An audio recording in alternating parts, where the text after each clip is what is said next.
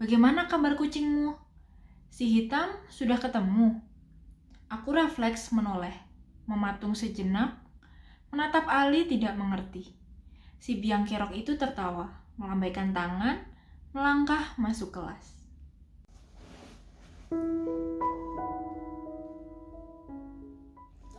Halo semuanya, welcome to my channel. Terima kasih sudah klik video ini. Ketemu lagi bareng aku Adele, dan di videoku kali ini aku akan melanjutkan untuk membacakan novel Bumi karya Terelie episode ke-9. Untuk kalian yang penasaran gimana kelanjutan ceritanya, tanpa berlama-lama lagi kita langsung saja ke ceritanya. Episode 9. Hei! Aku bergegas menyejajari langkah Ali. Dari mana kamu tahu si hitam hilang? Sambil nyengir, Ali tidak mengacuhkan pertanyaanku dan terus berjalan. Dari mana kamu tahu?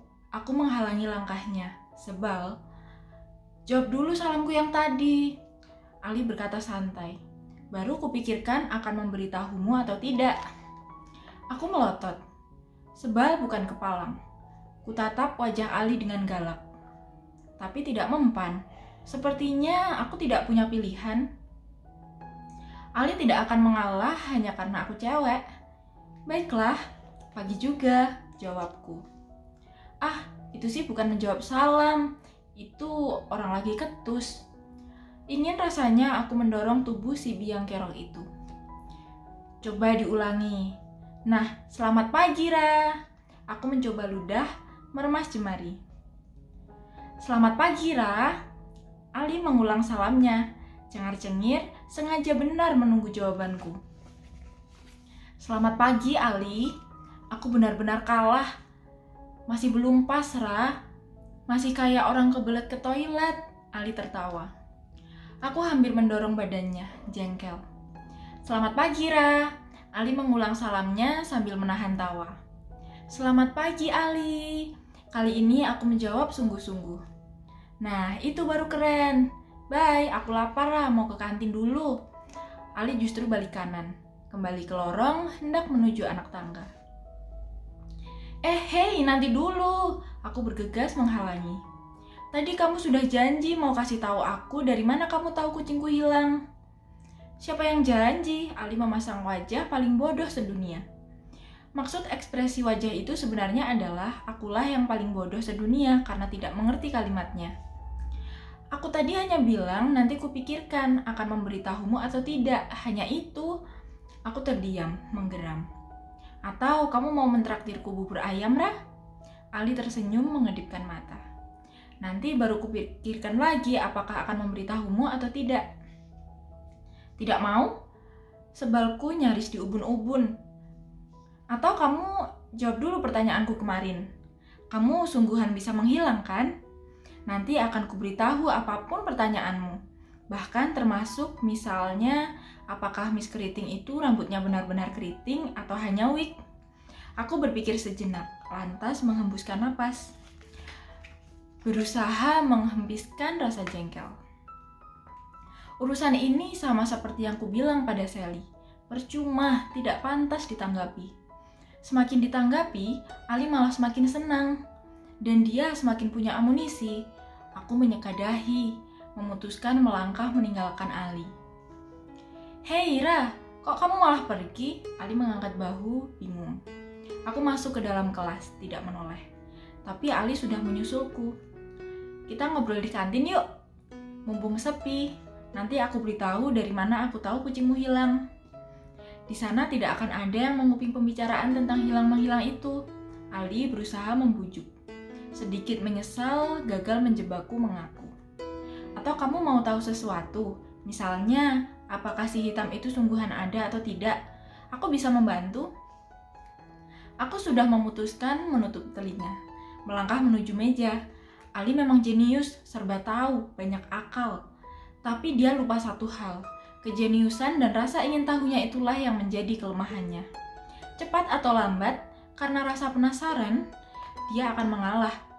Dan aku akan tahu dari mana dia bisa tahu si hitam hilang, termasuk seruannya barusan. Dasar jerawatan, begitu saja marah, cewek banget.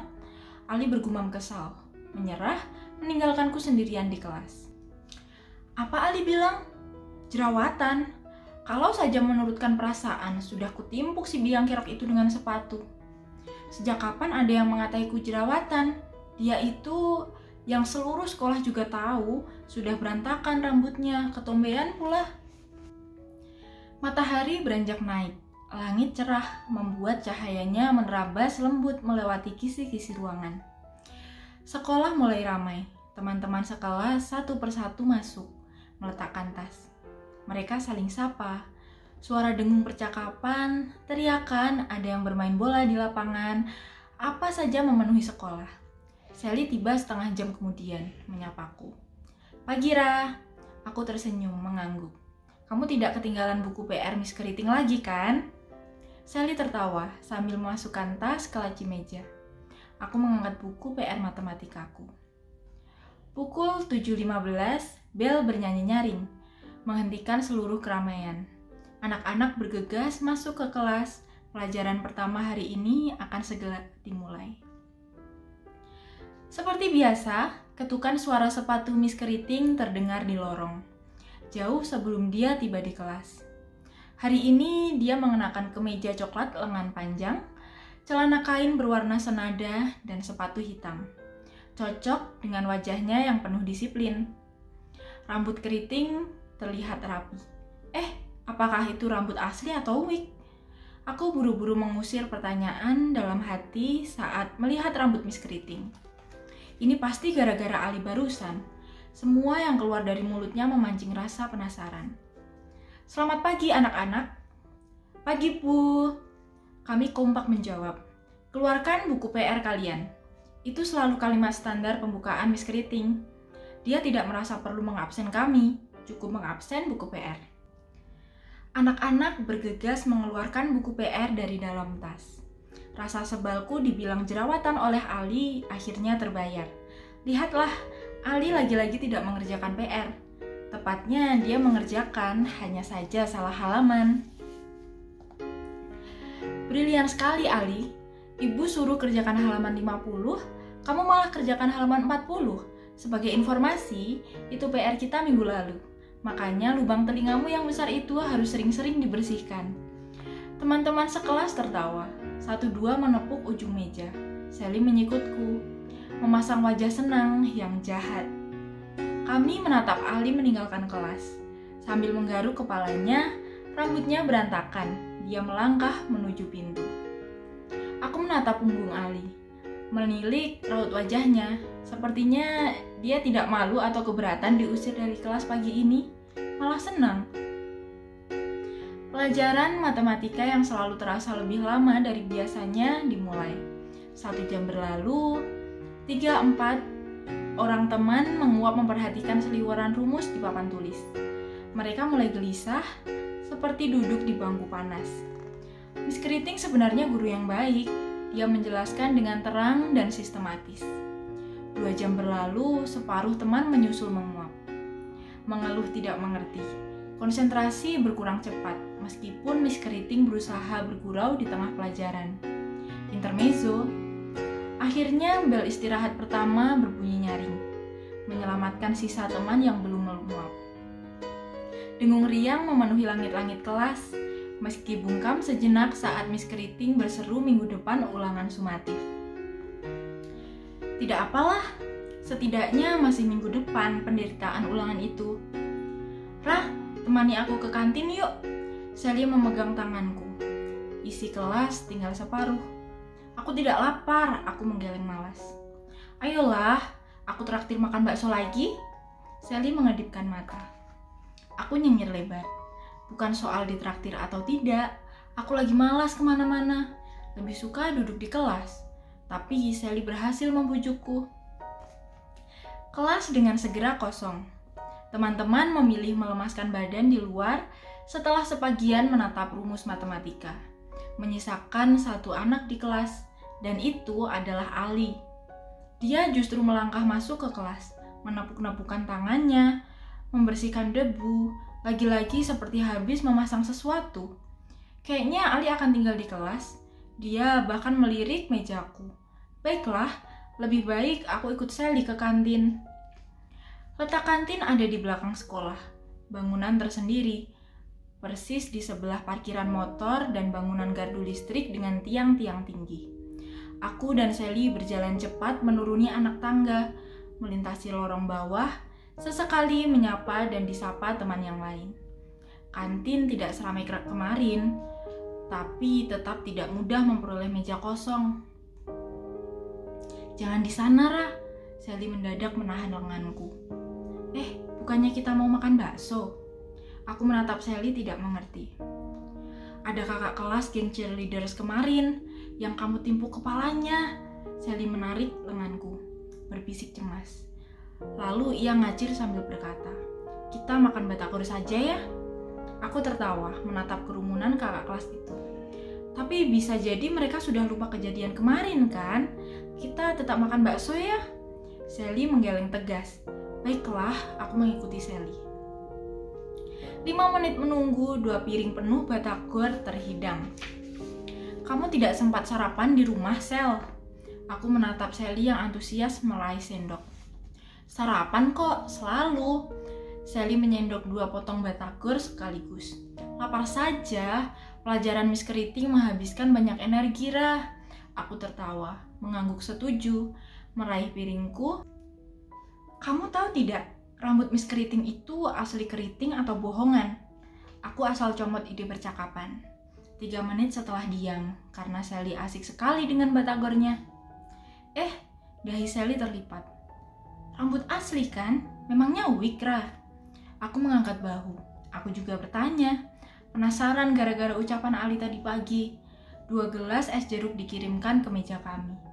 Sally berhah kepedasan, bilang terima kasih. Kamu sekarang jerawatan ya, Ra? Sally menyelidik, menatap jidatku, sambil meneguk sepertiga isi gelasnya. Aku refleks menyentuh jidat yang ditatap Sally. Jadi ingat lagi tadi pagi diumpat Ali. Benar, ternyata di jidatku ada benjol kecil. Aku mengangkat sendok, melihat bayangan jerawat di jidat. Aku mengeluh. Sebenarnya aku tidak jerawatan. Jerawat seperti ini selalu muncul kalau aku lagi banyak pikiran.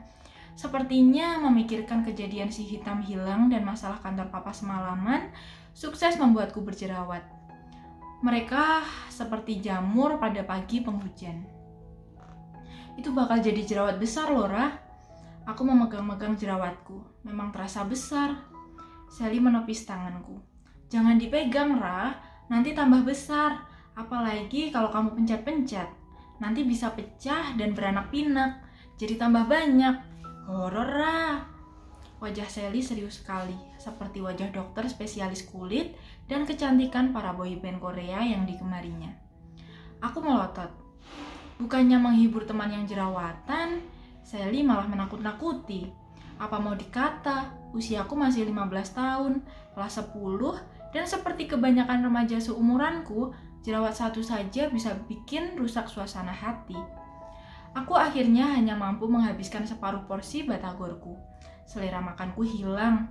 Sally menawarkan diri menghabiskan batagorku. Tuntas 1 menit, aku mengajak Sally kembali ke atas. Menunggu bel masuk yang tinggal beberapa menit lagi. Lusa kantinnya tutup loh, Neng. Sudah tahu belum? Mamang batagor basa-basi mengajak bicara, sambil mencari uang kembalian dari sakunya. Tutup? Kok tidak ada pengumuman jauh-jauh hari? Sally yang selalu berkepentingan dengan kantin bertanya memastikan. Mendadak, Neng. Itu gardu listrik dekat kantin mau diperbaiki. Karena kantin ini dekat gardu, jadi diminta ditutup sama petugasnya. Tadi baru saja petugas PLN-nya bilang, cuma tutup sehari kok.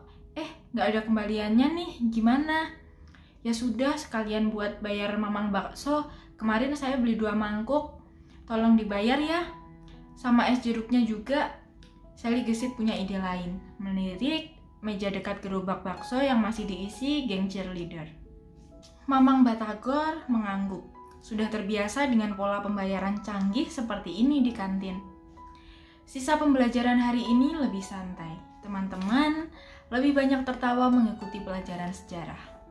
Gurunya kocak, meski sudah beruban, sepuh, hampir pensiun, Mr. Rosihan lebih banyak mengajar dari pengalamannya dibanding buku teks yang kami pegang. Membawa clipping-clipping koran ke dalam kelas yang tebalnya membuat kami semakin respek padanya. Menurut bisik-bisik Sally, Mr. Rosihan bahkan kenal dengan beberapa tokoh nasional dalam buku sejarah kami. Lewat istirahat kedua, jam pelajaran terakhir adalah bahasa Inggris. Mr. Theo, guru yang tampan dan pintar berbahasa Inggris itu 5 tahun pernah tinggal di London, menyuruh kami bermain drama, praktik conversation. Sally yang ngefans berat dengan Mr. Theo terlihat menyunggingkan senyum sepanjang pelajaran. Dia lebih banyak memperhatikan wajah Mr. Theo lantas mengangguk sok paham dibanding menyimak penjelasan. 2 kali Sally salah paham, sok siap maju ke depan kelas padahal belum dipanggil. Teman sekelas ramai tertawa. Sally hanya cemberut kembali ke bangku. Aku juga suka pelajaran ini, juga pelajaran sejarah. Tapi jerawat sialan di jidat membuatku tidak konsen. Meskipun Sally sejak dari kantin berkali-kali menyikut, berbisik, "Jangan dipegang-pegang, Rah, nanti menular ke pipi, dagu, hidung, kemana-mana." Aku tetap saja refleks memegang jerawat itu. Rasanya ingin kupencet kuat-kuat. Ini situasi yang menyebalkan. Belum lagi aku satu kelompok dengan Ali mementaskan drama. Si biang kerok itu berkali-kali sengaja menunjuk jidatku dengan ujung bibirnya. Bel pulang berbunyi nyaring. Mr. Theo menutup pelajaran dengan mengajak kami bertepuk tangan, mengapresiasi pentas drama amatiran di kelas barusan. Teman-teman bergegas membereskan buku dan tas. Aku melangkah malas kembali ke meja. Hari yang buruk, sekali lagi aku refleks menyentuh jerawat besar di jidat. Mengeluh dalam hati, jangan-jangan 2-3 hari ke depan aku akan terus berurusan dengan jerawat ini, hingga kempis dan hilang sendiri. Aku sama sekali belum menyadari, justru gara-gara jerawat batu inilah terjadi sesuatu yang mencengangkan beberapa jam ke depan. Oke teman-teman, itu tadi adalah cerita dari novel Bumi episode ke-9. Terima kasih sudah nonton video ini sampai akhir ya. Jangan lupa untuk subscribe dan juga klik tombol loncengnya agar mendapatkan notifikasi setiap kali aku upload video baru. Dan hope you enjoyed this video. See you and happy reading!